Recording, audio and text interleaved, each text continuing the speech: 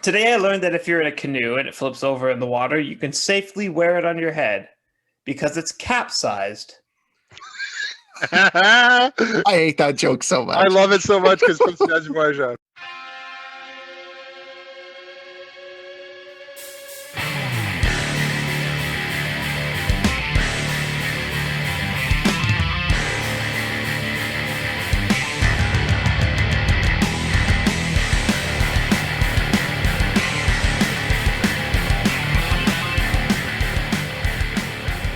All right, welcome to episode 37. Oh, 37. 37 sucks. That number sucks. That's not even like the worst number of all Name time. a famous athlete who wore 37.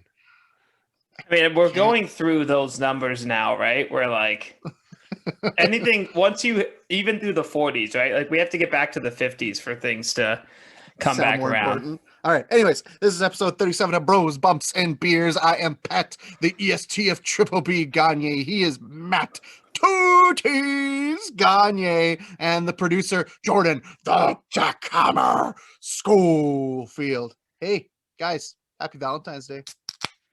Okay, well, let's talk real quick about Valentine's Day and how overrated it is. Okay, No, I wouldn't say it's overrated. I would say overrated might be strong, but I just think it's this commercial like holiday. If it's on a weekend, great. In the middle of the week, it sucks. I'm sorry. Like It is a week disruptor, certainly. they jack up the price of roses. They jack up the price of dinner. See, here's the thing though. I figured out since dating Ran how to work the system a little bit. You either make it one big gesture, which is what you did, Matt. You went to the Fairmont Hotel, correct? Correct. That is a big gesture. Or you spread Valentine's Day out over a couple days. I Thursday, did that with Christmas 2 years ago. yeah. It was great. Thursday, bought her flowers. Friday, got her dinner. Saturday, ordered dinner again. Today, she's like, hey, happy Valentine's Day. Made her breakfast. Done. Boom. Valentine's Day. And you look great. She just fed her a lot. Well, yeah, they like food.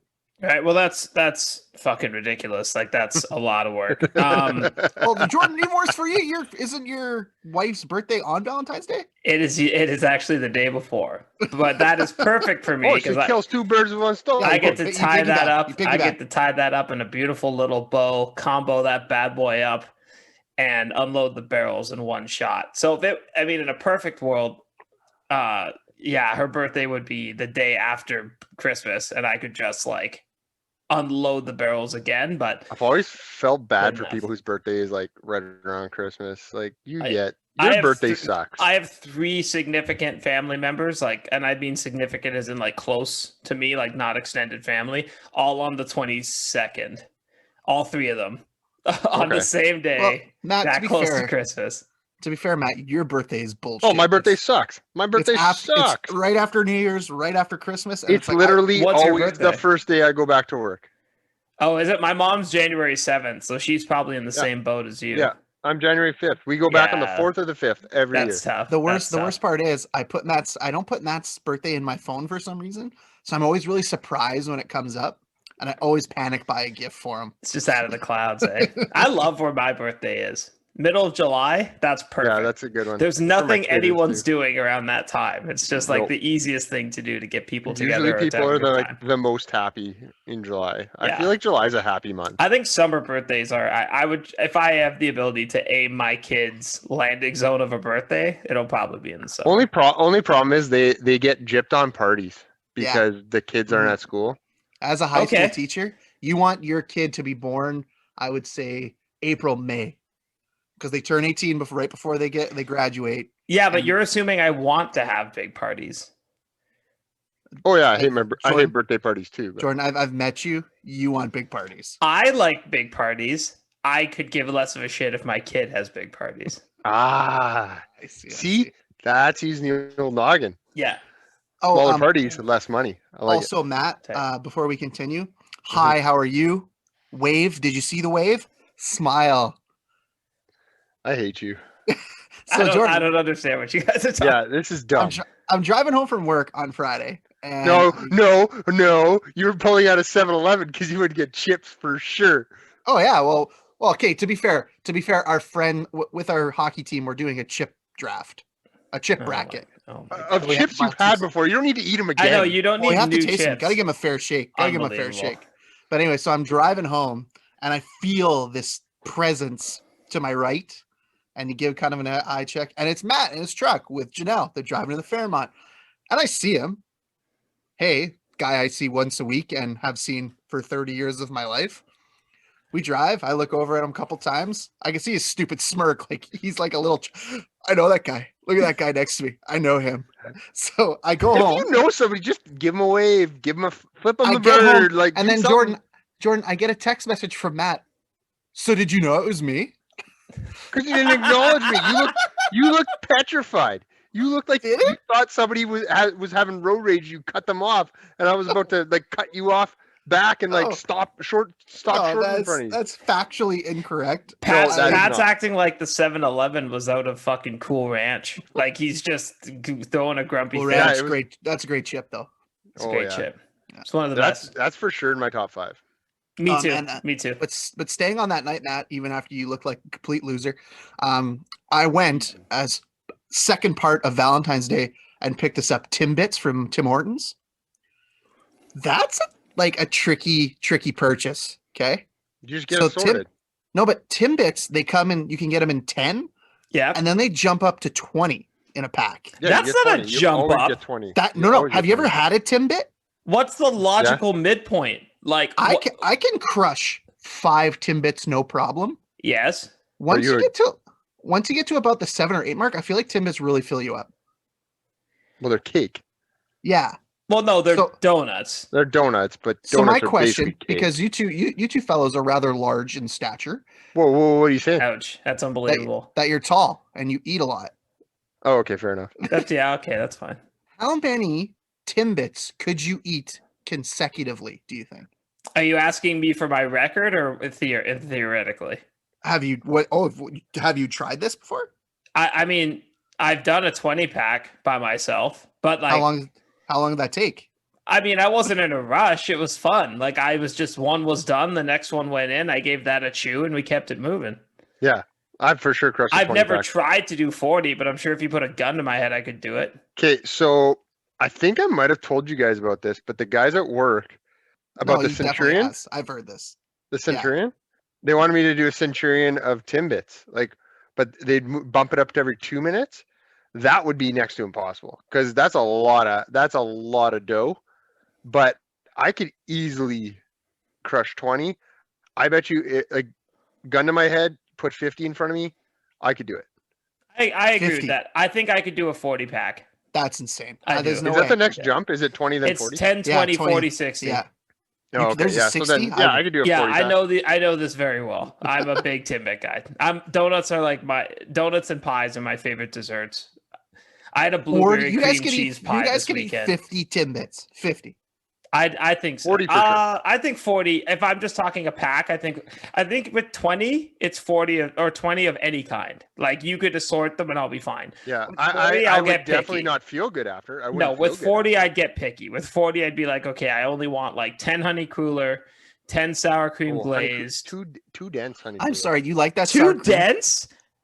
What do you mean Like too that's- dense? It's the lightest one. Oh, is that the one that's almost deflated? Yes. Oh, okay, then that one's fine. Yes. Yeah, man. That's just What's the volume really, really Oh, excluding dense first air. of first of all, Jordan, chill out. It's no, a Timbit, bro. he said something very dumb, and I had to. Yeah, that no, was dumb. Pat, the adults are talking. Pat. okay? It would okay. So Matt, Matt, excuse it would be me. 10 old fashioned glazed, 10 honey cooler, 10 sour cream glazed. Now Oh, that's yeah. only because that's my favorite, and then 10. Chocolate. You gotta go chocolate. No, see, I think chocolate's the densest one. I would leave chocolate out. No. I would go with 10 powdered strawberry filled. That's what No. I would do. See, that's too sweet. Too much sweetness. No, so that doesn't exist in my world. Too sweet's Yeah, not, you like not a sweet. concern. He likes the meads all the time. He drinks those like they're They have fucking water. They have a chocolate mead now out in Oak Bluff. I gotta No. get my hands on that. No, they bad boy. don't. Yeah, they do. They have a Mead. chocolate mead. That would actually probably be pretty good. That's right up my alley. I should have mentioned it. I haven't gotten it yet. B-boys, if you're listening, send Jordan a Chocolate couple of mead. them chocolate meads. Wow. But no, Timbits are a chip shot. Like that's easy money to me. But then that made me start thinking of hypothetical questions. These are always fun. Okay, so I've made up a couple. Okay. Okay, so here we go. Jordan, this one's for you. Oh, we can all Okay. answer. This shouldn't. No. This is specifically for you, and then I got one specifically for Matt. Oh, all right. All right. Season tickets for life to the Green Bay Packers, Jordan, Ooh. but they can never win a Super Bowl ever again. Oh. Deny? Hard? What? Easy answer. What? Easy answer. Can I amend what you said, Pat? Okay. Season tickets, but they can never win a Super Bowl, or you can never ever go to a game. Deny. Deny what? I'll watch from home for the rest of my life if it means they can win it all. Wow. That's Dedication. I didn't say they could. I didn't say they couldn't get to the Super Bowl again. They just can't win one. No. What's the point if you're not winning? I would even go this far. If you told me that they would win, like if you told me that I would have to stop watching or they'd never win another Super Bowl, I would probably stop watching.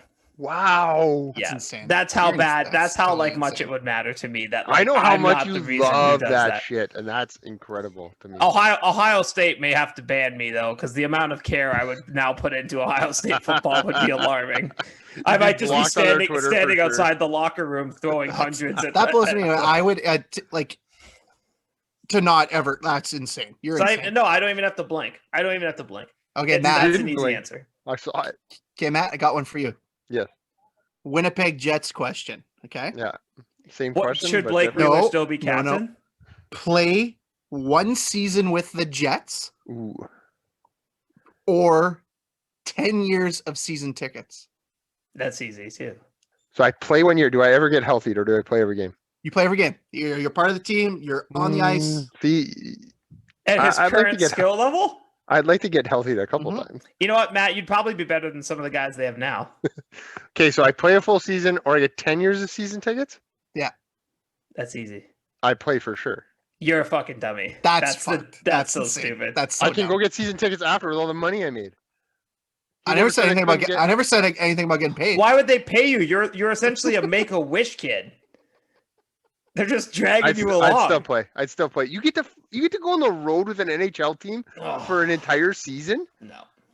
I think you're putting a little too much credit into athletes now. I would never do that. Oh no, see, because you guys got to realize I would not care because I'm just playing 1 year, so I would just be getting drunk steady. Oh my god! But I feel like you would go out by yourself. I feel like a lot of athletes now are just they go to their hotel room and they play video games. Every team has a party guy. Every team has a party guy. You just got to find that guy.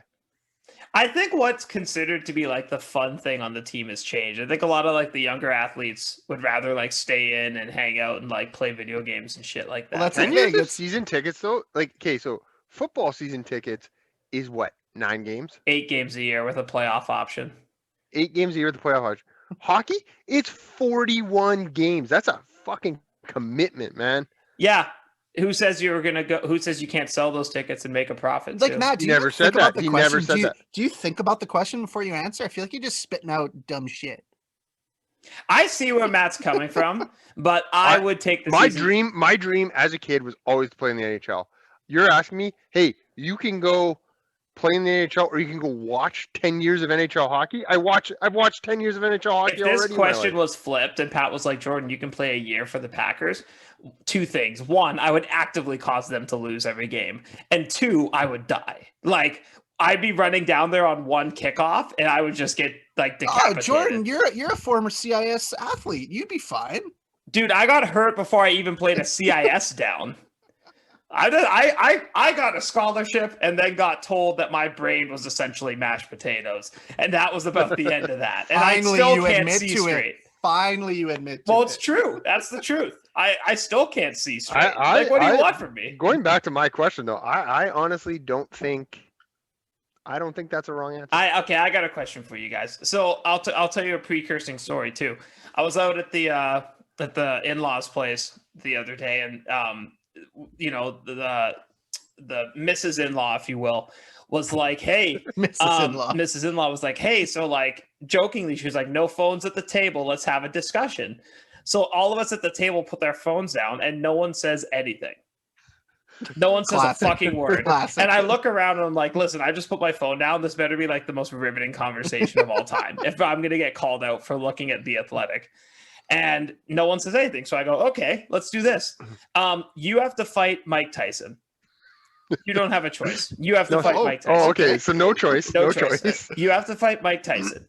And for every year of age Mike Tyson is, you get $1 million to equal that age. So if he's 10 years old and you're fighting Mike Tyson, you get $10 million. Ethics all still apply.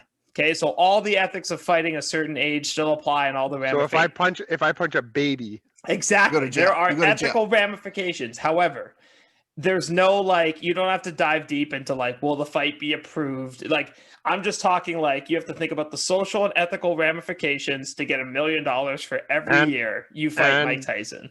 So hang on, how long do I have to go? You have to win. That's the key too. Because if you don't win, it doesn't matter. You have to win. The ethics part of it is the fight live on pay-per-view. Yeah, you have to assume there's going to be like people are going to want to see it. I have to win. You have to win because if I said you don't have to win, you'd be like, all right, I'll fight 1-year-old, okay. or I'll fight. You would maybe say I'll fight 20-year-old changed. Mike Tyson and then fucking dive, like get in there and duck. It can't happen. You got to put up a dub. Okay, so how old's Mike Tyson right now? 50 something, I think. Late 50s, I think. Yeah. Okay, and if you saw him fight Roy Jones, I have no that was desire. frightening. That was frightening. I have no intention of picking him currently. Yeah. When was that guy when he fought that journeyman and he was just a joke of a human and he lost? So he started training in a gym when he was 12. Okay. He fought, I think he was in his early 20s when he took the unexpected loss. I can't remember who it was to. I want to say Spinks, but I think that's wrong. Buster Douglas, thank you. And then he had a bunch of journeyman fights later down the road. But like you have to remember that like fighting journeyman Mike Tyson journeyman boxers are still professional boxers. Like you. So this is 100% a no-win situation. There's no way I can beat Mike Tyson in a fight. I think there's ages where you could beat Mike Tyson in a fight. Sorry. Wow, Mike Tyson in a tight. Yeah, he's wearing tights. I have my answer. Okay, Matt. 14. You think I actually would respectfully tell you I don't think you would have beat 14-year-old Mike. Like you currently would not beat 14-year-old Mike Tyson in a fight. I don't think I would ever beat Mike Tyson. Yes, you would. There's an age where you would beat Mike Tyson in a fight. Is it like, can it be later on? Like, or does it have to be? Or it can also be like the day Mike Tyson's born, you drop the mitts. But I have to punch a baby. Yes, you do. You have to make I'm not doing that. There's no way I would do that. So can it be later? Like, so I'll give you my answer. Let's talk through. So my answer was I would fight deathbed Mike Tyson. So I would wait till he's on the gurney, and then I would say instead of sending him to like a hospice, you just wheel him in the ring. You just wheel him on in there, right? Yeah, that's where I was going. You hook him up to dialysis, and maybe he's like 70 years old, right? And I would walk up, I would literally tap him once in the face and unplug the machine at the same time. But here's why I would do it that way. If you do this, if you fight like 8-year-old Mike Tyson, okay, you have to beat up an 8-year-old kid on pay-per-view. And I think like that's rough. That's rough for 8. That's a bad look. That's a bad look. But what I would tell Mike is like, if you're 70 years old and I'm shutting you down, I will instantly give 10% of my winnings to the Pigeon, the Pigeon Association of America, right? So I would tell Mike, like, I am going to put you and your pigeons over as your last gap. You know what? I'll do 15%. I'll do 15% of 70 mil. That's 10.5 million. I will do that for you, Mike Tyson. And then think of all the good I can do with another 69.5 million, what I can do in the world. So that's me. Like, I don't mind, like, pay-per-view, Mike Tyson's music goes off, they wheel him down in a gurney, they can't put him in the ring through the stairs, so they have to like move the ropes to like wheel him up a ramp and sit him in the ring. Bruce Buffer's like, hey, like, welcome, and in this corner there's Jordan. I'm like me, 29 years old, like waving like a jackass, and in the other corner there's a guy lifting up Mike's arm because he's too frail. And then I come out, we go to touch gloves. Obviously Mike can't, so I have to reach down to touch his glove because he's crippled. And then I come over and I hit him with a straight right, probably to the, maybe not the face, like maybe right to the kidney, just like really shock the system a little bit, Dialysis, and you're hitting him with the kidney. and then This is pull incredible. the machine at the same time. It'll be All right. the only 1-2 combo that effectively knocks someone out completely, and that would leave me with $70 million. And after I give money to the Pigeon, the Pigeon Conservatory of America, I will be left with $59.5 million. So that was my official answer after I really thought about it. Now here's my answer. I had some time to think about it as Jordan was speaking. Yeah, because you guys couldn't pick an age and go down the road. So I am picked an picking. age. I am picked an picking. age. I am picking Mike Tyson right now. Interesting. And Okay, let me you're tell going you to why. win that fight. I'm gonna 100% win that fight. Okay. Because let me tell you, I can't wait to hear this. This is gyms are great. now open again. I have been twice in 2 days. 2 more hole punches on my card. I am jacked. Okay.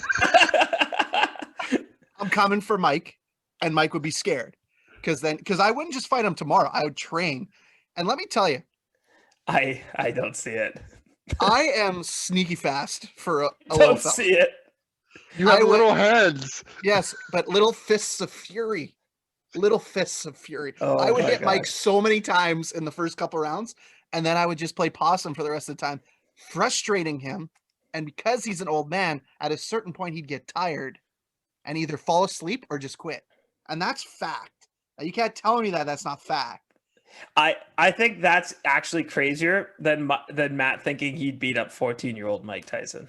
14-year-old Mike Tyson compared to 34-year-old Matt Gagne.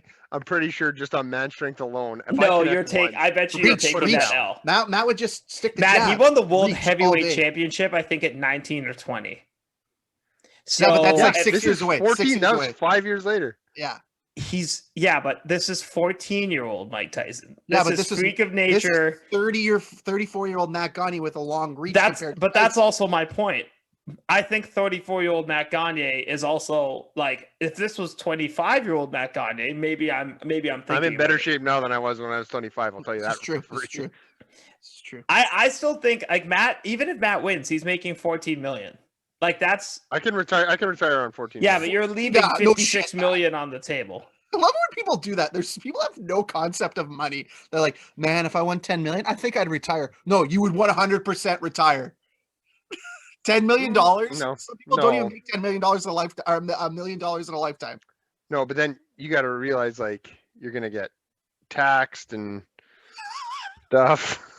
Okay, Matt, let's talk about this. Let's break this down. So let's say the Canadian government taxes you at 10 million. That means you're probably left with somewhere between 4 and 4.5. Okay, The best you thing don't you get can taxed do- on winnings though. You don't get as long as you keep working, you don't get taxed.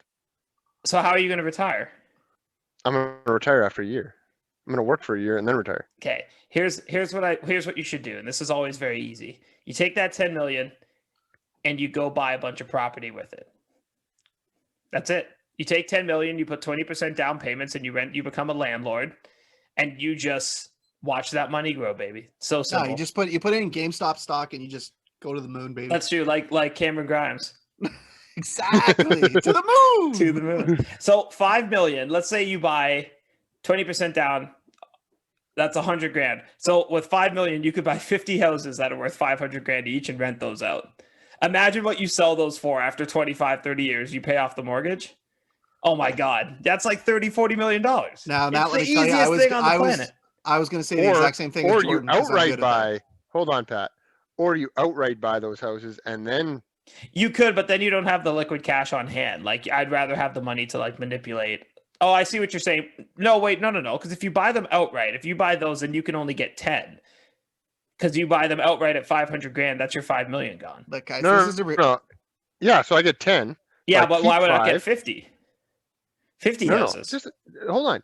You listen, Whoa. and you'll Matt's hear me. getting, Whoa. Matt's getting upset. Whoa. Mathematical I keep Matt 5. doesn't like my math. I have liquid cash. I go and buy how many at 500? That would be 10 houses for 5 million. 10 houses. So I got 10 houses. Yeah. Now I'm renting out 10 houses, but I'm not making payments on these houses. So it's just straight cash coming in. Yeah, but why not get 50 and then have 50 people pay you the mortgage plus? How did Because we go? I'm already going to get them to pay the mortgage plus. See, this is where I'm bad. I at this. guarantee if I Hang took on, a hang on, hang on. whiteboard right now and Hang broke this down, I'd make more than Matt. How did we go Probably. from fighting Mike Tyson to arguing about Matt's theoretical $5 million that he's going to buy property with? How does that happen? I don't know, because How does anything happen on this show? I think I started off being upset at Matt choosing 14-year-old Mike Tyson. I feel like he would lose. I really do. I'd rather lose to 14-year-old Mike Tyson than beat up deathbed Mike Tyson. That's untrue. You're a liar. You're cold. You're dead. That's a lie. If they would let me MMA fight deathbed Mike Tyson, I would do it. Okay? I would drag him off the gurney. I wouldn't even beat him with a punch. I would legitimately just rear naked choke deathbed Mike Tyson out. I'd call it a day. God. I would. I wouldn't even need to unplug the machine. I'd just do it myself. And then the pigeons would get saved. Hey, you're big on the pigeons, eh? You really want to save some pigeons, eh? Well, Mike Tyson's a big pigeon guy. I know, but like it's just you're so. I'm assuming if he has a charity, it's to help pigeons. It's not to help remove face tattoos. He's pretty on board with that shit. So I think we're going up. I think it's pigeon saving time. Oh my god, this has really gotten away from us. I'm sorry, folks. Like who's saving the pigeons? No one but Mike. Maybe Lawrence Fishburne's character and John Wick too. There's a heavy population of pigeons in New York City, and New York City's pretty closed down. They are thriving right now. That's what I'm saying. Moving on. Have you seen I Am Legend? Have you seen I Am Legend? I have. That's what New York City looks like. That's what New York City probably looks like. No, it doesn't. That is not. There's probably a lion in the street. You know what? Actually, I would pay at least $5 million of Mike Tyson murder money to have a lion roam New York streets. I would. That'd be amazing. That'd be a chip shot for me. Okay. Before we open the whole zoo, just let them roam. Oh yeah. Okay. Before we get into beers, I have one last theoretical question or hypothetical question. Sorry, not theoretical. This has gone off the rails. Let's go back to Matt. Can we go back to Matt's real estate math? No. I enjoyed that. I'm gonna do like a whiteboard X's of those football video, but it's only to break down how bad math is at real estate investments. Okay, so before we go into beer reviews, let's go into one last hypothetical that involves beer. Okay. Okay. Matt and Jordan, you could have free beer from your favorite brewery for 1 year. Okay, but after that year, that brewery disappears. I don't take it. I thought you were gonna say, here's mine: free beer from your favorite brewery for a year, and then you can't ever buy from them again, or a lifetime supply of Bud Light. I take the Bud Light. The Bud Light. I would take, because I think Kilter's only getting started. I refuse to shut them down. No, I'm gonna amend that. Change that. Fuck that question. Go back. Okay. You could only drink core pours or new releases. Oh, now we're talking. From one brewery or from all of them? From all of them. For the rest of my life? For the rest of your life. Only core pours or only new releases? I know the answer to this because I know what I truly live for. I would have to be new releases. Jordan, you text us every time Kilter puts out a new release and goes, "Did you guys get it?" Yeah. No. I can't live without it. Like whether it's food, it's almost anything in life. If something's like I haven't experienced it before, I have to try it. I would go core pours. I can't not. I know Matt would go core pours. And I knew the answer to that. I would go strictly core pours just because I couldn't not have Cosmos in my life. But I think they would have offshoots of Cosmos. Like, I feel like I'd be sustained with different. I just can't not see the shiny new thing and not be able to get it. I'm incredibly comfortable with my decision right now. Incredibly comfortable. Me too. I don't think there's a wrong answer. I bought that wine ale, that small batch wine ale. It was one of the most impressive things I've had in my entire life from Kilter. From what Kilter? Yeah. Ree and I had it, and like 11.5%, and it tastes like a sour. It's unbelievable. Unbelievable. I start to get upset with breweries lately because it's like, okay, we put out a new release, I buy it, and then 2 minutes later they put out a new one the next week. So I'm getting pissed off. Yeah, buy that too. I usually do. Yeah, just you live near Kilter. I have to drive like 25 minutes every time they release something to pick it up. But on that note, let's do a little beer review as our time runs out on the Zoom because we are slaves to the Zoom. We once again have gone over first block timing. I totally stopped looking at the stopwatch. So I will go first. I have the Nothing But the Hops Volume 1 from Devil May Care. I was a little nervous to take this one because it says on the description that it's very hoppy. It's a West Coast IPA. I'm not a West big Coast IPA or the person. best coast. And you know what? It really is. It's damn good. This is really tasty. It is hoppy, but it's not overpoweringly hoppy. It's very smooth to drink. I am enjoying every sip, and this is one of the ones where I go, I wish I would have bought two. I only bought one. You never just buy one, Pat. That's I know it's a bad amateur idea. hour with you. I know. It's 6.4% alcohol. Devil May Care has just been coming out with some really good stuff. You can always go back to Old Faithful and have the, what's it called? Star stuff. And they've just been so good lately. And I'm loving them every time. I go in spurts where I'm just all about Devil May Care. And you know what? This one on Untap, you can follow me at Pat Gagne. Nothing but the hops, volume 1. I'm going to give this another 3.75 out of 5. I think this is truly a really tasty beer, not overly hoppy. And one day I hope to fully understand the different types of hops because this one has a couple, but I don't know any of them, but it is delicious. So I will throw it to Jordan for the next beer review. Thank you, Patrick. I have the Nonsuch Blueberry Ginger Sour this week. Frankly, just a really solid sour. I think the ginger is very pronounced. The blueberry is subtle. Like you're not going to really feel. I think it'd be really hard for the blueberry to override the ginger. Which I was so happy about. Exactly. I agree. So here's the one reason I'm going to knock it points. If you're doing a ginger sour, there's something out there that's already there, sitting for you to use. It's called ginger beer. So I don't see why, if you're Nonsuch, you need to make a ginger sour, because a ginger sour inherently is pretty damn close to drinking a ginger beer. Now, I think a ginger sour carries less carbonation than a ginger beer, and I could see why you would, if like Nonsuch is, I don't know, I don't think I'll ever get the chance to legitimately ask the brewer this, but if they were like, hey, we felt ginger beer was too carbonated, it was a little too like fizzy, if you will, on the sip, so we wanted something a little subtler, I'll completely take that. But as someone who lives for a really good ginger beer, I'm kind of like wondering why they didn't take like the full step in that direction. But that being said, still delicious, still, very unlike, I think, a lot of things people in this city have had before. So I'm going to give it a 3.75. Again, very solid score. Yep. It's not like, it's not groundbreaking, because I do think the not doing the ginger beer part was a slight misstep in my opinion, but I think like this is still like a delicious beer that if you like sours, if you like ginger beers, if you want to try something new, I think this ticks all those boxes. So JSCO 55, holy shit, I remembered on Untapped. And yeah, that's my score for this blueberry ginger sour, but worth picking up for sure. Matt, over to you, sir. Jordan, get the beer news ready. Already got it. That a boy. I went to Farmery. We don't go there often. For good reason. Not exactly all of our favorites, but I picked up a Robbie Scottish Ale from Farmery. Got it at the LC. That's always a good sign.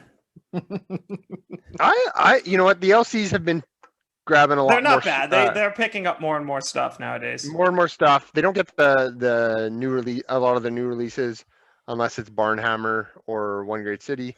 But for the most part, you can get your core pours there and things like that, which is a good thing. This has all the qualities of Scotch Ale or Scottish Ale. I think Scottish Ale and Scotch Ale are the same. I'm just going to go with they're the same.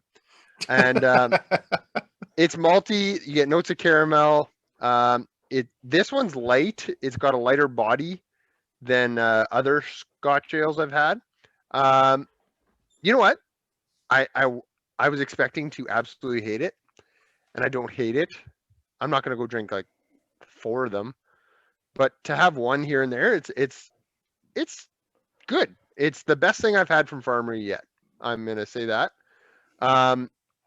If you follow me on Untapped at Gagne Matt, I'm going to give it actually a decent score. I think a 3.25 out of 5. I think what this needed was a little bit more of like a salty quality. I think the Scotch ales that I've had that have like a salt to them have been the best ones I've had.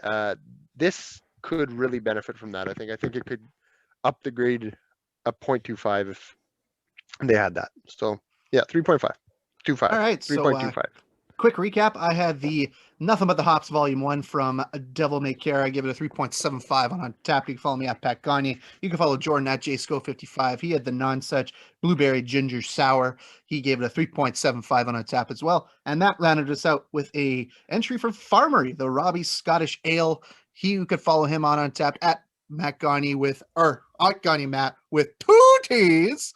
And he had the Farmery's Robbie Scotch Ale. He gave it a 3.25. And now we throw it to Jordan for the Winnipeg Beer News of the Week. Thank you, Patrick. So as I mentioned before, Zablanc from Kilter was a small batch release. Now, as I mentioned, super unique, a wine ale with 11.5%. Now, when I heard wine ale, okay, this was a dry hopped with Nelson Sauvin, and I don't know if that's how you say it, but Sauvin sounds right.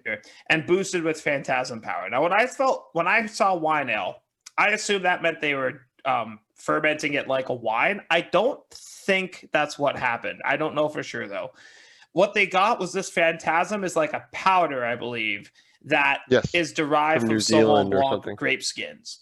And all I'm going to say is like I don't know too much about how they did it, but it was 11.5% and it drank like a POG. So that should tell you everything you need to know about how good it was. Like it was like that'd be good. This was like summer fun juice times 1,000. Ooh, fun juice. In addition, Kilter had the Pog Mojito small batch came out. I had that as well. It was very, very good. A little low on the percentage size for me, but you know that's the way it goes. God forbid. God forbid. Fort Garry has come out with another. Well, this is a different Thom Bargain Coffee Company collaboration, so they have theirs now. Go out and give that a grab.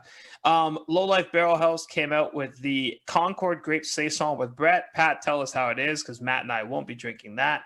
Yeah, I had the bread. It wasn't bad. It wasn't bad. I actually enjoyed Can't do the Bretts. You Can't like do your the Brett Bretts. Saisons, but they are not my cup of tea. So I know No, I you're can't going to be do the them. guy to run it. Trans Canada has a sour IPA out, 6.7% with Amarillo and Nelson hops. And they blended it with their Berliner Weiss. I still got to get that. I agree. That's something that like I haven't gotten yet, and I'm regretting not going out of my way to get it. And finally, this is a beer that's been a little I was trying to get it this week. I just didn't have the time. An India Pale Lager from Sucrum's called Majestical. I got to get it. Yeah, I know. Yeah, I feel like that's week. something we all got to get our hands on. So I'm hoping maybe a few of these roll into the queue and I can make it easy on myself. But Sucrum's is just down the street. So if you're doing one, you might as well do the other. But that is a pretty short Winnipeg Beer News of the Week. Pat, back to you. All right, that's fantastic. We do have to get to Sucrum's to get that beer. I feel like it's very important. So we'll take a break and we'll be right back with some wet breads and rocket chips. This is dangerous, JR. This is real dangerous. All right, we're back. Welcome back to Bros, Bumps, and Real Estate Agents. Matt, we're doing wet breads. Right. We're doing wet breads and rocket chips. Take it easy on the honorable mentions. Okay? Take it easy. Take it easy. You guys had more honorable mentions than I've ever. I feel like last week, me and Jordan were we did. Whoa, man! Well. Fucking prove it, all right? I'll go back. I'll prove it. Where's the tapes? Yeah, where's the tapes? Yeah, we don't record this. No, it's not recorded at all. We've been fooling you for 36 episodes. We haven't released one of these to the public. We just feel bad for you. So it's like, hey, let's hang out with Matt once a week and drink beers and pretend to record a podcast. I get a stipend from Make-A-Wish for you. I'm the John Cena of Winnipeg, just granting Make-A-Wishes for you, Matt. Oh, wow. All right, welcome to I love John Cena. I think it was a very good week of wrestling. I'm not gonna lie. It was. It was hard for me to find a wet bread this week. Yeah, we're recording after Vengeance Day. I don't know if anybody's picked something from there, but we all watched a show. Very solid show. Me and Jordan had solid. I wouldn't say anything really stood out necessarily, but it was solid. Me and Jordan had some different opinions on certain matches. I think different opinions. It'll come up in my wet bread. Person, you would have. Oh, here we go. Well, no, it's okay. Jordan just doesn't know what the hell he's talking about. He hasn't been watching wrestling that long. Frankly, he's lucky that he's in a part of the podcast. Anyways. Oh, wow. Yeah, that shit just happened. Yeah. Boy, you know, some of those old jokes you made that got cut are gonna really resurface in this episode. Oh boy. Those siphon drop cuts I've been making for the last 36 episodes are gonna get utilized heavy. All right, so I'll start off. I went kind of off the board a little bit for my wet breads. Let's start a little negative and we'll go positive. I think outside of WWE, all the other promotions are doing some really good things. I think I think WWE is fine. What has Khan been saying? The forbidden door is now open. Yes. And that leads me to TNA. I think TNA has been doing overrated. I think TNA has been doing some really good stuff. Don Callis has really been working hard to make sure that show is watchable now. I catch it every now and then. It's not the greatest, but it's not what it used to be. It's not horrible. Oh, it was awful. It used to be terrible. But they had their latest pay-per-view. Don't remember what it's called. No Don't really surrender. care. No surrender. That's the one. Their main event. Their champion currently right now is Rich Swann, and I'm a big Rich Swann fan. Their champions are Rich Swann, TJP. I've always liked Rich Swann. I think he's fine in a lower level company. That's what I want to hear from my champion. I think he's fine. He's fine. He's just fine. But what my issue was Rich Swann was up against who I feel is probably one of the most overrated wrestlers in the history of wrestling. I don't disagree with that. A 50-year-old Tommy Dreamer faced off against Rich Swann for the world title. And the way the wrestling world... To be fair, I believe it was his retirement match, was it? Whatever. He's retired before. Tommy Dreamer doesn't get a retirement match. Tommy Dreamer is not what the wrestling world pushes him as. He is on the Busted Open podcast. He does great work with them. I've listened to him a little bit. Not really my thing. I wasn't into it. He does okay on that end. He can analyze matches. But Tommy Dreamer is just not the guy. He's not that guy. He was over-promoted in ECW. He was glorified in ECW. But if you were to make me pick the top 200 wrestlers in the history of wrestling, Tommy Dreamer doesn't even get a sniff. Name me the guys who get who've gotten retirement matches on pay-per-views. I'm thinking Shawn Michaels. I'm thinking Ric Flair. I'm thinking The Undertaker. Anyone else I'm missing out, right? Kurt Angle. Tommy Dreamer. Throw that name in that hat. Does that make sense? Is this not a game of one of these things? Is not playing like devil's advocate. I mean, to an indie wrestling fan who was really into ECW and stuff, he was kind of like your upper echelon. Randy Orton just had a convulsion hearing that. I don't even. Oh, I know, but if you say the heart, they always call him the heart of ECW. When I think of ECW, I don't think of Tommy Dreamer. I don't. No. I think of Paul Heyman. I think of RVD. I think of the Sandman. I think of Raven. Even. I think of Sabu before I think. So Tommy Dreamer. My wet bread is the glorification of Tommy Dreamer in wrestling history. He doesn't do it for me. I think it was kind of a wasted spot. Sure, he gets his day in the sun, but move on. It's over. I don't want to see Tommy Dreamer in a wrestling ring anymore. It never did anything for me. So that's my wet bread of the week. Matt, you can go next with your wet bread. So my wet bread is that suit that Seth Rollins wore on Friday. You didn't like that? What the hell was that? Okay, so first of all, you're just going with the suit. Wait, itself? are we getting a fashion police wet bread? Yeah. Okay, you're just 100%. doing the suit though? You're doing the suit though? That's it? Okay. No, the pro, I enjoyed the promo. Okay, just don't say any more about the promo. Don't say any more. Fucking Matt Dango here is ready to be like... Well, you're a man. Matt, real estate, finances. Oh, I know. Fashion? Who? Whoa. He's so multifaceted. He had a leather shirt with a leather tie, with a leather sports coat and leather pants. And gloves. He had leather gloves as well. And leather gloves. Yeah, he was just coming from a sadomasochism conference. Oh my god. I saw that and I was like my wet bread was gonna be that I'm just over the whole inner circle drama and stuff. And then Seth Rollins came out and I was like, that's my wet bread. That has to be my wet bread. So Matt, that's your wet bread is the suit? The suit was awful. Yes. I was sweating. I was sweating watching him walk out in the suit. I was picturing the episode of Friends where Ross couldn't get his leather baby pants. powder. Yeah, that's. Oh my god! It is for Seth was in that suit. once Seth's within that suit, he was going to the bathroom. I'll He take was your going words. up- I'll take your word for it Oh, that fuck, Friends here we go. episode was That funny. suit really sealed into flavor. That's all I'm gonna say. My hole. Whoa, whoa! Oh, sorry. Whoa! Sorry. Yeah. Dropping stuff. Sorry. All right, Jordan, you're up next with your wet bread. Did anybody's attire offend you this week?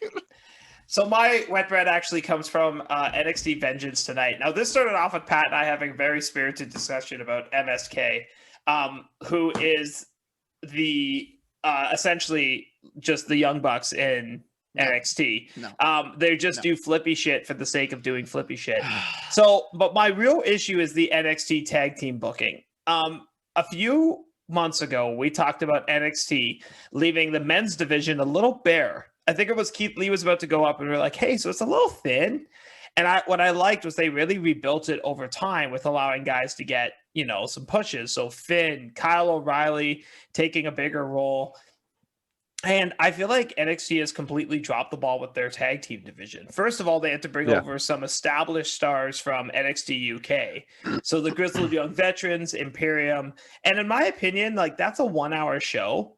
So bring over those tag teams if they're the best you got. They shouldn't be like NXT UK supplements. They should be the best you have.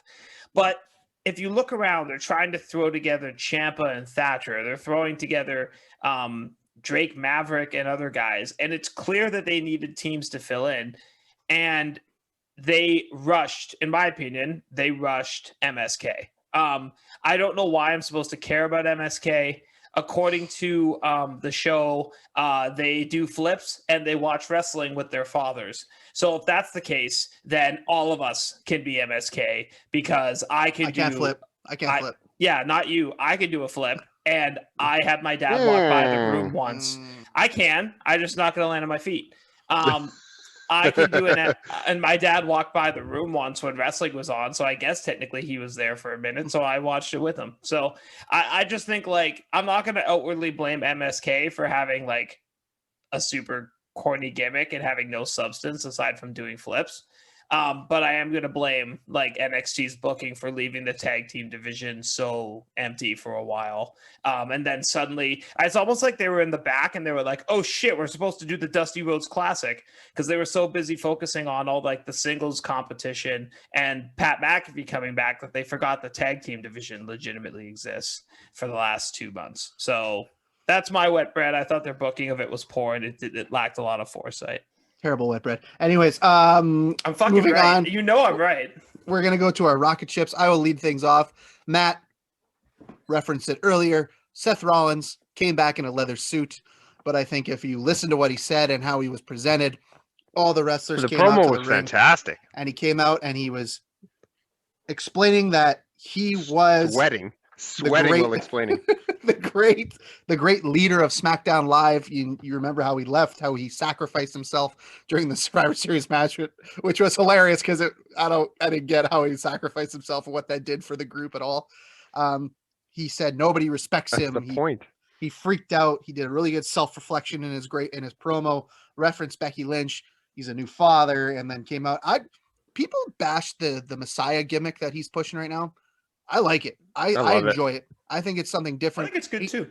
People I've seen online, people saying it's too much like the Straight Edge Society when CM Punk was their leader. So it's much not different. the same. It's not the same. It's true. Wrestling never brings up stuff from the past, anyways, right? They never redo stuff either. No. So I think it just the whole promo showed the charisma of Seth Rollins and how good he could be on the mic and why he's one of the top guys in wrestling, not just WWE top guy in wrestling. I think he's fantastic. Yeah.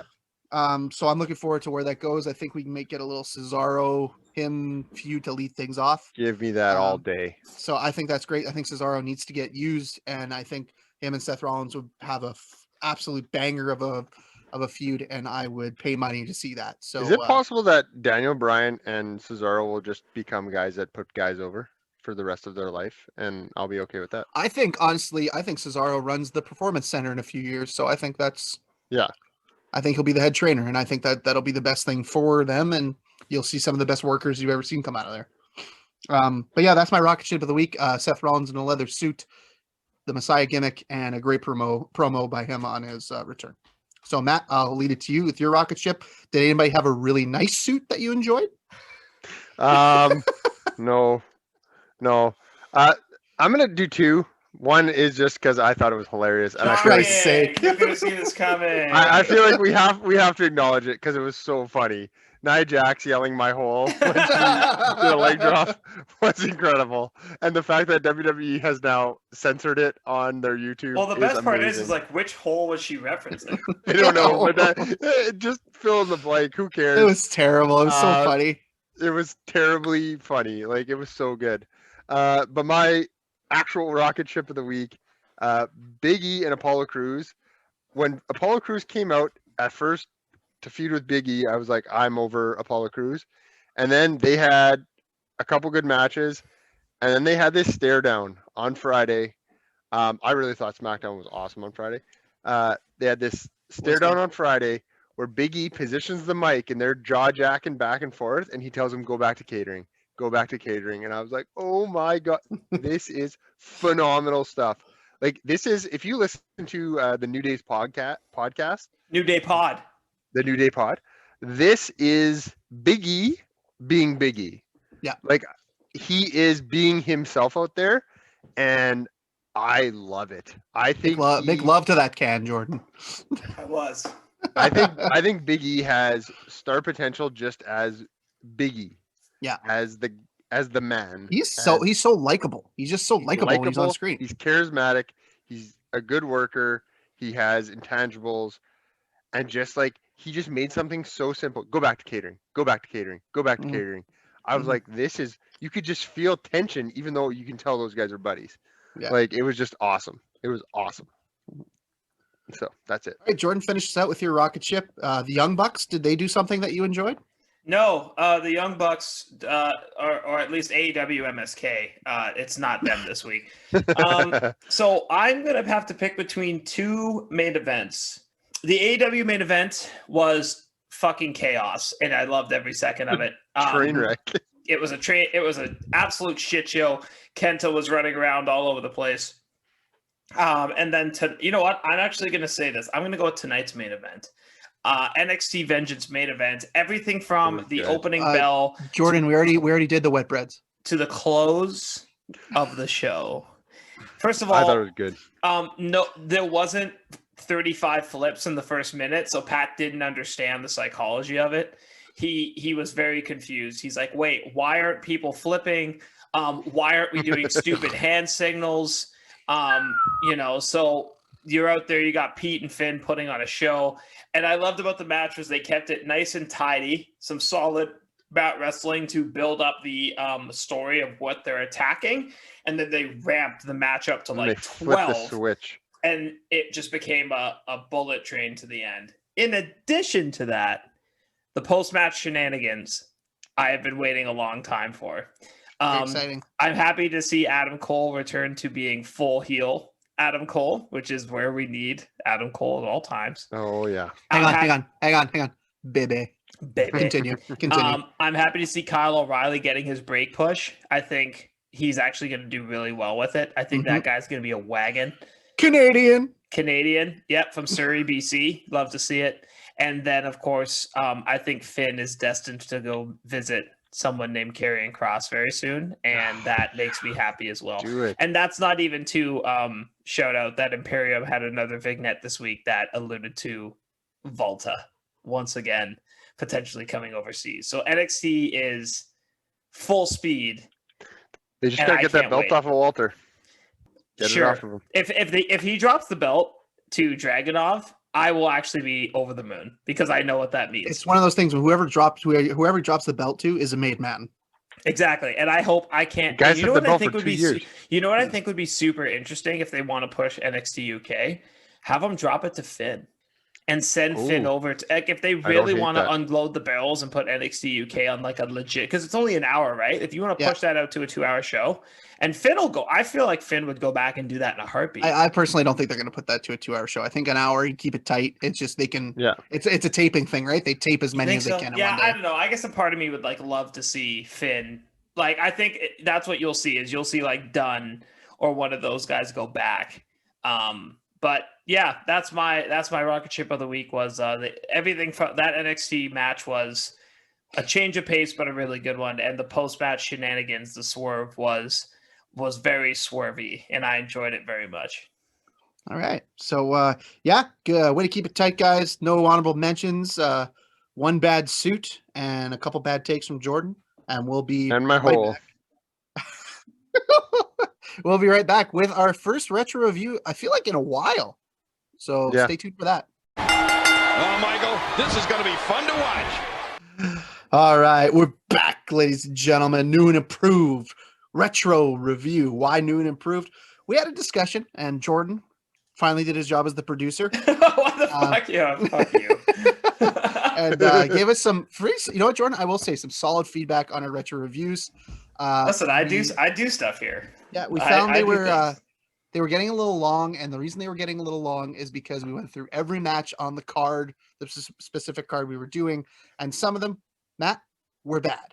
And like watching 3 hours of wrestling every 2 weeks was really long. And really critiquing it, it's a long process. I and felt like it especially was when- a lot for you guys, and 50% of the things we covered were us going, "Holy shit, that sucked! Didn't Yeah. it suck? Yeah, it Yeah. sucked." which I mean, we won't not talk about things that sucked, right? But Right, it's like when it happens that when you guys say that sucked that much, I'm like, I feel like that should be a special thing when you talk about how much something sucked. Like, I mean, later on in the podcast history, are we going to talk about the Hulk Hogan and Ultimate Warrior match at Halloween Havoc?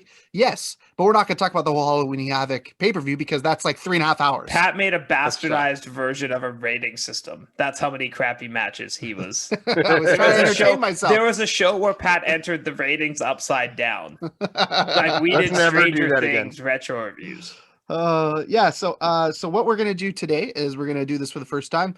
We are going to review Elimination Chamber 2010, but we will only be discussing and reviewing the 2 Elimination Chamber matches in this pay-per-view. They were both very different matches. They're both fun to watch, and I think we're going to go through them kind of more in detail, and I think this will be a good change for this segment. I agree. So to continue with our nice storytelling theme that we started last week with the fabulous new segment, Light Side of the Ring, Matt, could you please give us the history of the Elimination Chamber that you are not actually reading from Wikipedia? Pat, can you say that Yeah. again as you're supposed to when you're asking Matt to do a retro review? No, we're not there yet. Oh, we're not. Okay, excuse me. Okay. Excuse me. I No. I apologize. This is the lead up. To God that, knows I'm not Jordan. letting you get away without hearing. I'm not. So I have to hear that at least. the Elimination Chamber was introduced by Eric Bischoff in November of 2002, but was actually created by Triple H. Yeah. Interestingly enough. I did not know that. Yeah, behind the scenes, Triple H came up with it, and he came up with it because he loved the concept of the cage match, really liked Hell in the Cell. He'd been in a bunch of Hell in the Cells at this point, but was a big War Games fan. And I'm ad-libbing now, realized the War Games made no fucking sense at all, and wanted to figure out a way to like make War Games make sense.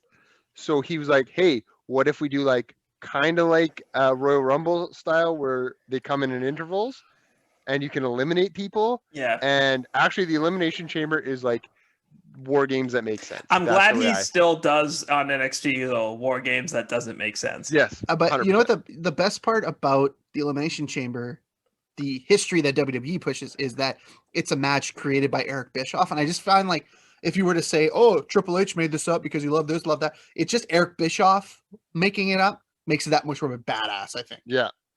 And fun fact, Triple H was in the first Elimination Chamber match at Survivor Series and got his throat crushed by RVD on a 5-star frog splash. Awesome. So that's fun. You know? RVD's such a safe worker. That's Yeah, the super best. safe. His favorite move was the rolling blunder. Oh, no, you did not. No. Producer Jordan. I got all the specs here, but there's 2 things that pop out to me. Number 1, they legitimately used 2 miles or 6 tons worth of chain to construct this bad boy. It's And cool to look at. It's super fucking cool. It cost them $250,000 Oh, it's fucking To make pocket it change for them. initial. Yeah, but to Yeah, but I make the feel like- initial cage Yeah. in they're- 02, They're just reusing A lot of money, right? man. Can They're just I reusing. can I say something I appreciate about the Elimination Chamber after watching it? What's I that? appreciate that we can see what's happening in it. Yeah, Yes. After Not like the considering that pajamas. we've seen some shit since then. Like what was the I one? I even feel like a Hell in a Cell, sometimes like the old Hell in a Cell, like you couldn't see what was going on. Yeah, something the Elimination Yeah. Chamber, like you can pretty clearly see what the fuck is happening. And they have a cameraman inside the Elimination Chamber Yes. because there's enough Yes, they room to do. move around. Yeah. I fully admit that I could see Triple H sitting there and going like and obsessing about chain like width Mhm. because he wants to make sure Yeah. that people can see. Like that's the type What- of detail I think that guy has. And so. like it's credit to WWE because they always have these certain matches like Royal Rumble, Survivor Series matches, WrestleMania as a concept. But if you look at Elimination Chamber, I always like to break it down a little bit for everybody. It has one major story angle in it. You have one or two daredevils in it that do the stupid Yeah, spots that they usually get hurt on. You're stealing all my content. Oh, I'm for sorry, Elimination. Matt. Shut up, Pat, you I'm sorry. dummy. And then there's matches. Then there's matches within the match itself. Yeah. I'm sorry, Matt. I Yeah, didn't no, know you were keep going. with it. Yeah, when you No, say no, matches, that was once we start reviewing the matches. I was going to talk about that, but Yeah. that's fine. So just to round it out, there's been 26 elimination chambers since 2002. It was exclusive to the No Way Out pay-per-view from 06 to 2010. It is still referred to as No Way Out in Germany. You can figure out why by just listening to whatever the match is called. And Yes. it has been a unique pay-per-view name since 2010. Also, not fun great, fact, Bob. Not great. they padded the greats Yes, as of finally. 2016. Yeah, it's less. because- It's more forgiving. Because There's guess a few what? bumps in People these were matches that getting were hurt. rough. Yeah. oh yeah, So, which leads us to my favorite part of the retro review. We are going to get to Elimination Chamber 2010, and Matt is going to dial it up, dumbass. Elimination Chamber 2010 happened on February 21st, 2010 at the Scotch Trade Center in St. Louis, Missouri. It is now referred to as the Enterprise Center because, let's get real, they changed the name of arenas every other year. And Jordan, you'll appreciate this. There were 17,000 fans even. Even good for them. Right on the nose. Yeah. 17,000 Right on the fans. That's fantastic. Now, All right. the first so- match, We're going to jump in right in. You want to jump right in? let's go. Let's Okay. go. Wait, I thought we were only doing the main event. No, there's two of them. Oh, There's the first. Sorry, Yeah. I thought you meant the first match of the card. I Oh, was about they to lead say. it. Oh, So it they is the lead first off- match of the card. They lead off the night with the first Elimination Chamber match, Got which it. we Thank see you, Matt. is I understand now. which is John Cena, Ted DiBiase, who seems very out of place in all this, but I One guess of they're these pushing him. things is not like the other. I feel like that, but at this point he was in Legacy, right? Is that what they were called? Yeah, and they used him to advance story later on in Yeah. the match. Randy Orton was in it. Triple H with long long hair. I mean, Okay, I did watch. I watched the wrong Elimination Chamber. yeah, you did. Yes, I watched this one. Were we supposed to watch both? you were Wait, you watched the first one? Yeah, I watched the Raw one. I didn't know there was a SmackDown one. Yeah, there's two. Yeah, the God last one, the damn main it. event is Oh, Jordan. Anyway, so then it's Triple H, I Kofi did Kingston. my best. Yeah, try harder next week. I'm leaving all the jokes in. Kofi Kingston and Sheamus is your champion. Totally forgot he was the champion at this point. he's You know young my- here. Matt, you know what my favorite part of the Elimination Chamber is? Or any cage match in WWE now?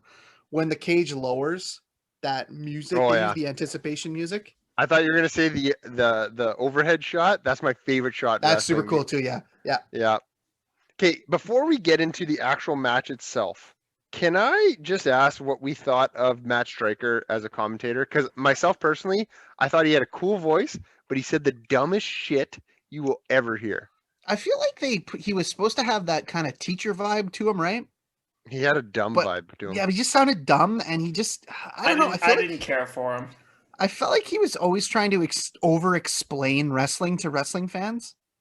And use words that, and this isn't even a wrestling fan thing. He uses words that I'm gonna say like 75% of the population are like, What? I feel like there's a gimmick there that could work though. Like, and I think he was almost maybe a little ahead of his time.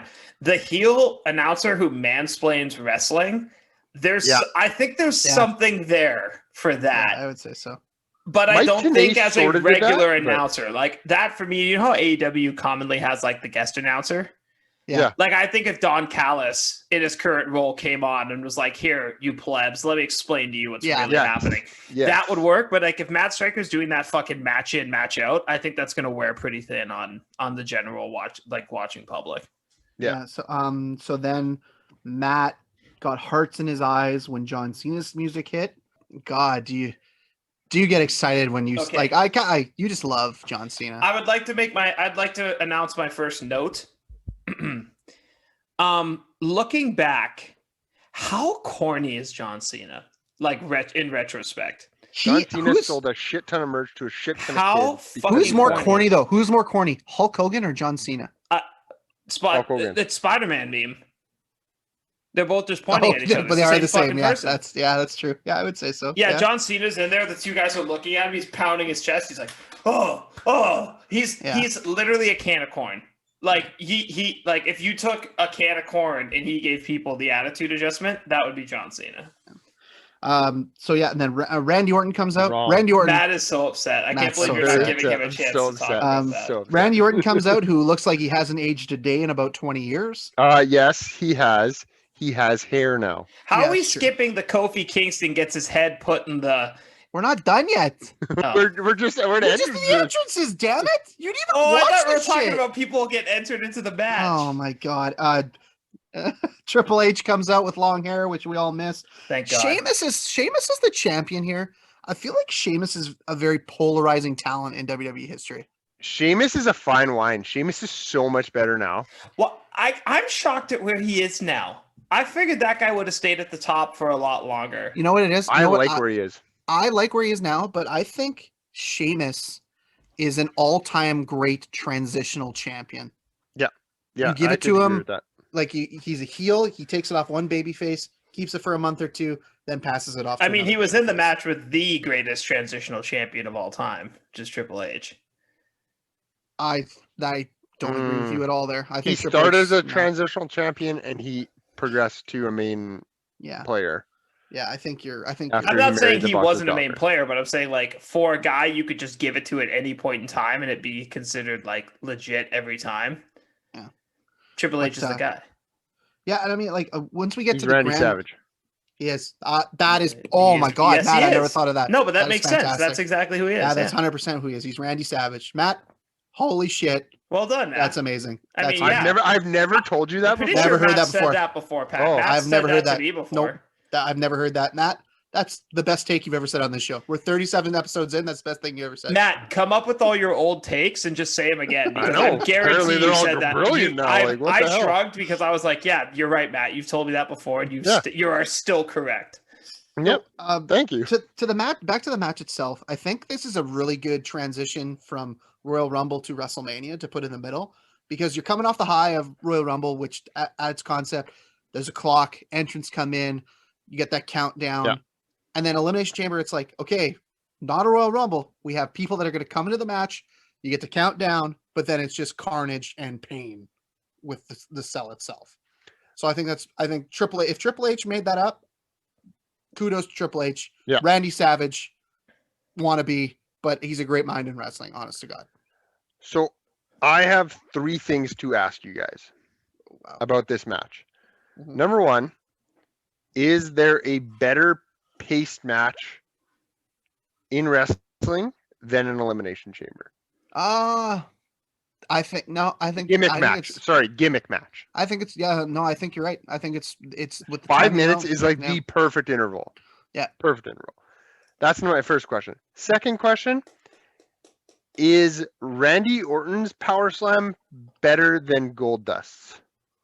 Or Dustin Rhodes or whatever you call him. No, I think it's Gold Dust. It's Gold Dust. That quick power, that snap power slam. That's snap something. power slam. Yeah, it's I will 1A, say though, 1B. I One agree A, with 1B. that too. every time Randy Orton does it, I pop. I'm like, oh, that's so cool. And my third one, would you rather take a bump on the steel grates or take a cheese grater to your ball sack? I'll take a bump on the steel grates, actually. That does not look like it's fun. I loved Orton and DiBiase's. That was some gritty heat back then. Yeah. Like that was some gritty, nasty And you heat. saw it coming a mile away. I loved the three of them. Like when it was Cody DiBiase and Randy together, I thought that was a lot of fun to watch. They saw money with Ted DiBiase. I don't blame him. The guy looks like $1 million. I don't think his heart was into it. I don't think he wanted to. When DiBiase eliminated Randy Orton, in my head, I remember at the time being like, "Oh, here it comes, the DiBiase push. Yeah, it's starting." And then like 2 minutes later, he's eliminated, and I was like, Yeah. never mind. Oh well, no, he's out. And like, so it's really good. So you start off with two guys. I think it was Kofi and Sheamus that started the match, correct? Yeah. Yes. And they have a match, and then the way Elimination Chambers work, like I said, someone else gets into is released from the pod, and they come in, bat out of hell, beat up both guys, and then one guy kind of fucks off, and then they have a mini match with the two people. Yeah. Throw that guy out. It's just a bunch of mini matches inside Triple of a H had match. a major fuck off session. Like he was gone for like 20 minutes. He was invisible for like 15 minutes. Yeah. The pacing in this match was really good though, because nobody really gets eliminated till the end. And then it's like a machine. Then they just fire him off. I thought that was a great way to pace it. We're gonna go to the second match, and they're very different. Both matches are completely different. I preferred this one. I preferred this one personally. See, I preferred the second one. I'm gonna have to recall the second one from memory because I do remember this was the Undertaker match where he got toasted. Yes. Yeah. No. No. Yes, it was. Like by the pyro? This was the pyro match. No, this isn't the pyro match. No, it's not. Jordan, why don't you sit out a couple plays, okay, bud? No, I think you guys are wrong on this one. Well, I'm pretty sure he didn't get pyro. We're on the first match, so let's just continue, okay? So then you get everybody. When this happens, I will accept both of your official apologies. Absolutely, I will apologize for that if it's true. I'm looking it up now. So, Matt, I just watched it, but my memory's bad. Does every member of the match get into the match before someone's eliminated? Or was Kofi the first one out? Kofi is the only one out before Cena comes in. Right. So Cena is the last to enter. Just overall, the mini matches that were happening, like I loved it when Triple H came in because whenever Triple H comes in, they always say he's a great ring general. So I watch the match really carefully when he gets in. He's calling every spot. He's telling Kofi what to do. Every time he's about to do a move, he calls it out, and you don't hear him say it, but you see his lips move, so you really have to watch for it. And it looks seamless. Like none of it looks like it fucked up. They did everything they were supposed to do. I think I want to envision him in the back going, okay, when I come in, I'm going to come in hot, and then I'll grab each of you, and we'll do a little spot each. Just follow my lead. And every guy did it. Nobody was too proud to not follow Triple H. If Triple H tells you what the fuck to do, you probably listen, right? Okay, Pat, let's just apologize to Jordan now. Jordan, I'm sorry that both Gagne brothers were wrong in telling you that this was not when Undertaker was hit by the pyro. He fucking plays it off big time. Wow. My back's pretty sore from carrying this fucking podcast, but I'll do it for the sake of you two boys. All right, so at this point, Cody cost Randy his spot in the match by accident. No, that's not what happened. Cody gave DiBiase a tool to use, and DiBiase accidentally fucks over Randy, and then purposely fucks over Randy. Cody got a stray bullet for doing nothing wrong. Sorry, okay. But can I just say, I know AEW has not been around for that long. It's weird seeing Cody Rhodes on WWE TV. Cody Rhodes in his dying hair, and he needs to lay off the hair dye a little bit. It's pretty garish. It was jet black here, eh? It's pretty garish. It's pretty bad.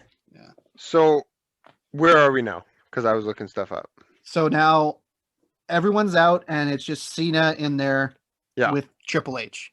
So Sheamus actually is out before the final two. Sheamus was super concussed this whole match, by the way. Yeah, he was not looking good. So we get Cena and Triple H in the final two. Cena wins. Yeah, he does. And then Vince comes out and hits the best music, probably top 5 music in wrestling history. A great submission spot. I loved how that match ended. Yeah, the submission spot was great. I did not think it was going to end on a submission. But you know what? If you're going to take a clean submission loss from anybody, if you're Triple H, it's going to be John Cena. It doesn't hurt you in any way. No. To take that loss. And then, like you said, Vince McMahon comes strutting out, the Vince McMahon strut.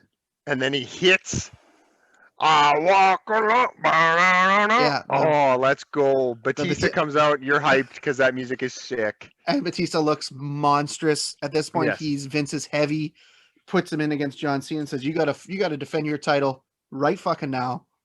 And in 30 seconds, Batista defeats John Cena. And after winning the title, John Cena loses it 30 seconds later.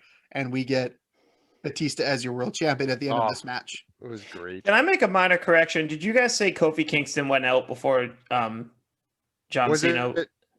Was everybody in the match when John Cena came in? Yeah, so the order of Okay, elimination, actually, Orton was first, DiBiase was second. No.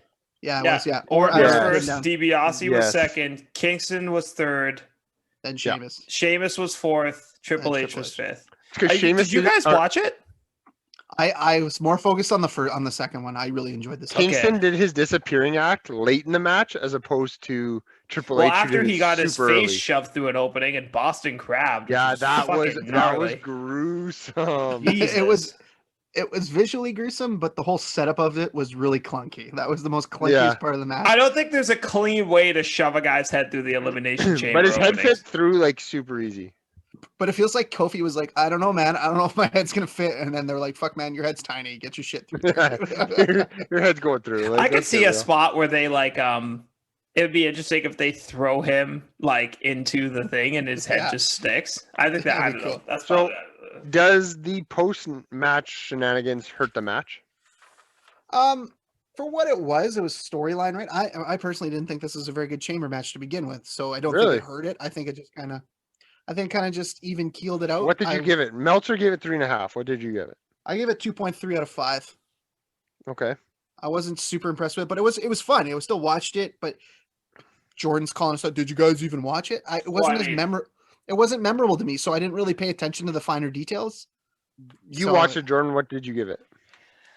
Oh, you know what? Like I compared it against some of the other elimination chambers I watched. I missed the element of a high flyer. I think this was one of the main matches that missed Kofi's like high flyer, yeah. Yeah, but not in the traditional sense. Kofi's like more flair moves, not really high flyer. So I liked that they didn't have a flyer. That's what I thought made it interesting. But I missed like RVD off the top of the cage or Jeff Hardy off the top of a chamber. So I gave it like a 3.75. So I rated it like my beer, but I thought it was a great change up to what you typically see in the Elimination Chamber match. And I think a lot of it was carried by the grittiness of Randy and DiBiase. I love the heel work they put in on this match. I thought it was like very nasty and very gritty. And I like that a lot. I agreed with Meltzer. I gave it a 3.5. I thought it was very, very good, but not like blow your socks off. Yeah. I thought there was a lot of the heel work from Orton and DiBiase put it over for me. Like I could watch that every day of the week. Whoever was the group that was in the match, I didn't feel had great chemistry. And I felt like in the second match, I thought they had better chemistry in the second match. Yeah, for sure. Yeah, so let's move on. No, they had better. I thought the first match had better chemistry. See, I think the opposite. So, all right. So we'll move on to the second chamber match, which was the last match of the night.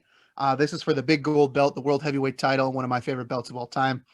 So in this match, we have Rey Mysterio, John Morrison, who is one of those ones that doesn't really fit, but at the time they were super high on him. They wanted to push him to the moon. Chris Jericho on WWE TV. The champion at the time was The Undertaker, and CM Punk and R-Truth started off the match. The first thing I noticed in this match. We're talking about someone who doesn't belong, R-Truth. At the time, no, I think he really belonged at the time. I'll get to R-Truth in a second, but the first thing I want to drop is it is wild seeing The Undertaker so mobile. And this was like 10 years ago. He looked phenomenal in this. And he's like 45 at this point. Yeah, he looked really good. You could tell the injuries hadn't hit him yet. He looks awful now. Like he should not be in a ring ever again. Well, no, and that's why he retired. How many times is he going to retire though? He keeps coming back for fucking Abu Dhabi. Yeah, wouldn't you? Yeah, but still, like that Goldberg match, that taints a lot of shit that you do. It really does. It would be different if it was just like a glorified house show. If it was just a house show, but because it's on TV and they push it and they make you watch it. Yeah, Not me. But Not me. but no, he looked great. And really, until that Reigns match, what year was that? That was 2015. 2015. So he Yeah. had about 5 more years here. That's crazy. That's insane. But yeah, so you bring up R-Truth, Matt. I think R-Truth. I love R-Truth. Do I not love get me wrong. R-Truth. I love R-Truth, but I think he might have one of the most diverse careers ever in terms of his character and his gimmick. Like, he was in TNA, and he was Ron the Truth Killings, and he was like a conspiracy theory gimmick of like people were like racially driven conspiracy theories against him. People are trying to keep him down. And if you go back and you watch and you go down the rabbit hole of R-Truth in TNA, fuck, were his promos good. Like, he was so different than what he is now. And then he comes to WWE. You think the shit he's doing now is scripted? Hell no. No, I don't think so either. But I think once he came to WWE, he had a variety of gimmicks, and he was like he was a rapper. He had the little Jimmy shit. Then he became a heel, like Capital Punishment. Remember that fucking pay-per-view? Yeah. Like, so that was like, he's all over the place. And then you get him in the ring to start off the match with CM Punk in CM Punk's best work in WWE, which was Straight Edge Society. And they had a really good 4 minutes. Yeah. CM Punk took the mic again.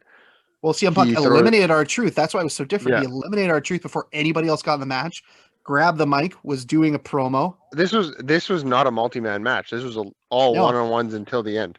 Very small little matches, right? So he eliminates Truth early, gets a promo in, and then I didn't like the pace. That's why I didn't like this one as much. I thought it was more methodical, and it was a little more boring. And that's why it blows me away that tonight I didn't like that last match in Vengeance. Yeah, this one was very methodical. If this one was first, if this chamber match was first, and then the other one was second, I think I would have enjoyed this one more. Yeah. So I put CM Punk on the same level as Bret Hart as level of worker. I think they can work with anybody. CM Punk can have a program with anybody, and even Ryback. Like Ryback, he got really hurt wrestling Ryback, but the matches were watchable. He then torpedoes Rey Mysterio Jr. into the pod. Holy shit! I thought he was dead. Rey Mysterio takes a hell of a bump, man. Like through the plexiglass. Like, why, Ray? Yeah. Why? And then they just kept rolling. What do you got, Matt? Anything else? I'm gonna skip now to like the end where you have like Morrison was in it. It was how high were they on him though? How high were they? They were high on him. He does cool stuff, but is he more than just like cool stuff? Not really. No, I think that's what they were. That's why he's a little tough, because he was masquerading as that, right? Yeah. So at the end, you have Undertaker, Jericho, and Morrison. Yeah. So before that, you get Truth eliminated first, then CM Punk, then Rey Mysterio, and then you're left with Morrison, Chris Jericho, and the Undertaker. As the Undertaker comes out of the pod last, he's wrestling Morrison. Jericho does an all-time chicken shit heel move and hides in the pod, which is hilarious. And then and they break the pod, but he's trying to hold the pod in place, and it's crazy. By the way, good. Okay, so Jordan alluded to it. The Undertaker gets burned by pyrotechnics in this. That's why he takes his jacket off so fast. And he's like legit. He has like legit second-degree burns on his back. You could never tell. The guy is such a pro. Like the way he cinched in Jordan's favorite wrestling move, the Hell's Gate. Couldn't even tell. Oh my God. So they eliminate Morrison, and then Jericho and Taker. They just go back and forth on finishers. It was a great mini match. See, that's the last mini match. It was so good. Yeah. And then Shawn Michaels comes out of fucking nowhere, super kicks the Undertaker, and Jericho, in a classic Jericho facial expression, is like, "What do? I pin him so I can win." Yeah, and then that sets up your WrestleMania between Shawn Michaels and I mean, both had storytelling at the end that kind of fucked up the legitimacy of the ending. But then you have your WrestleMania matches set up for both. Like, you have arguably one of the best matches of all time in Shawn Michaels against the Undertaker, number 2. And number 2 is better than number 1, by the way. Oh, it's the greatest. It's top 5 greatest matches of all time. Yeah. And that's hard to argue. Yeah. So I think, and then that's set off, and we're off to the races after that. WrestleMania is set. Is it possible that the Undertaker and Shawn Michaels have 2 of the 5 best matches ever. 'Cause I their Hell in the Cell Oh, okay. at Bad Blood. Yeah. It's borderline. and it's I hold their second WrestleMania match in higher regard than anything else they've done together. Well, yeah, for sure. But But they have great matches together. So at the end of the day, I felt the better of the 2 matches. Matt liked the first one, Jordan liked the first one. Meltzer gave it the same score. He gave it a 3.5 out of 5. Yeah. Myself personally, I gave it in the 3s. I gave it a 3.2 out of 5. I'd be about the same. I mean, if I was going to rate it, 3.25 was what I was going to say. yeah, that's what I gave. 3.25. That's what I gave it. Oh no, I gave it a 3.2. Oh, okay. So Yeah, we know because you're I thought the 0.05 I gave it made a real difference. Before you wrap up, my last question for you guys: is it detrimental to a match when you have 2 matches of the exact same type on the same card? They end up getting compared. So I believe is the it only detrimental? time that should happen is the Royal Rumble. Yes, I totally agree. For this Elimination Chamber pay-per-view, they didn't hurt each other because they were both very different matches. They were presented in a different way. My question is, how long could you do that for? Like, I'm glad they don't do that anymore. Well, they're doing it this year. Well, they're gonna have 2 on the next one. They're gonna have two men's matches. Of course they are. Well, Yeah. I mean, like, War Games isn't. I think it's fine if it's men and women's. Like, that's where I will be okay watching it twice. Because they end up being very different. Yeah, but men and men's, it's like, That's kind of whatever. I mean, I'm sure I'll still like watch it because I like who's in it this year. At least from what I saw of the the SmackDown one, I was really intrigued by the 6 people they picked. I feel like the SmackDown one is going to be a tight 30 because they're going to need to wrestle another match after. So Yeah, but I just really liked like the 30, like the people they picked for it. I thought it wasn't a lot of old heads. Like, it's a lot of like, hey, young guys, like, we need you to make this work. And I think it'll be cool to see like KO and what those guys do inside of that. I think it'll be fun to watch. All right, so we'll wrap it up here.